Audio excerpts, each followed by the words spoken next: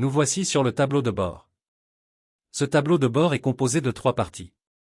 La partie centrale regroupant les différents modules du tableau de bord. Le menu sur la gauche regroupant les différents modules auxquels votre session a accès. Ainsi que la barre des tâches en haut à droite.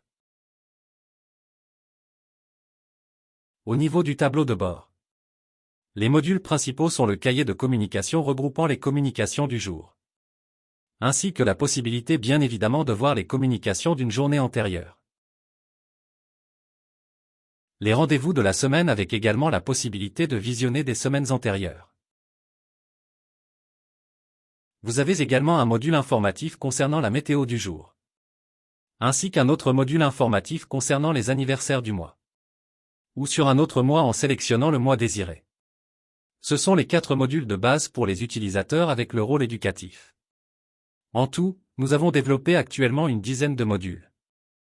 Bien évidemment, ceux-ci ne sont pas accessibles à tous les utilisateurs. Ils feront l'objet d'une vidéo ultérieure, vidéo que vous pouvez retrouver en description si vous désirez une présentation complète de l'ensemble des modules disponibles.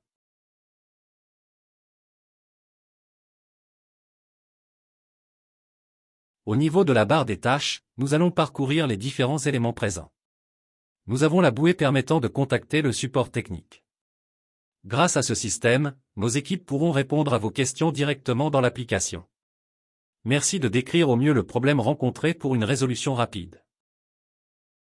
Une icône loupe permettant d'accéder rapidement à par exemple, un résident, un contact, un organisme ou un tuteur par exemple.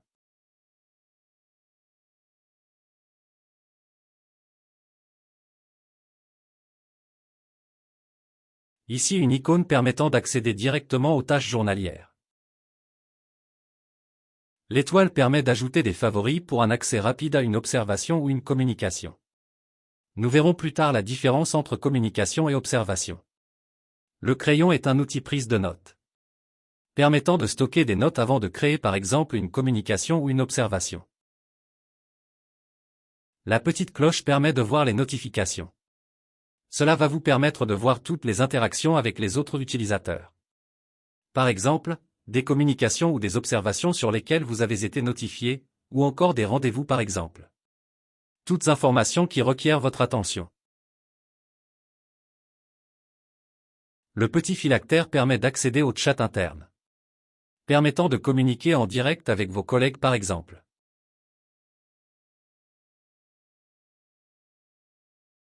Au niveau de votre avatar et de votre nom d'utilisateur, vous avez la possibilité de modifier vos coordonnées personnelles.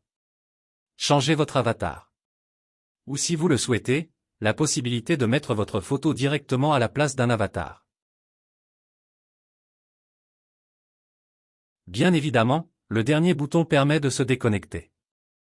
Veuillez déconnecter votre session après votre utilisation du logiciel si vous êtes sur un ordinateur utilisé par plusieurs personnes.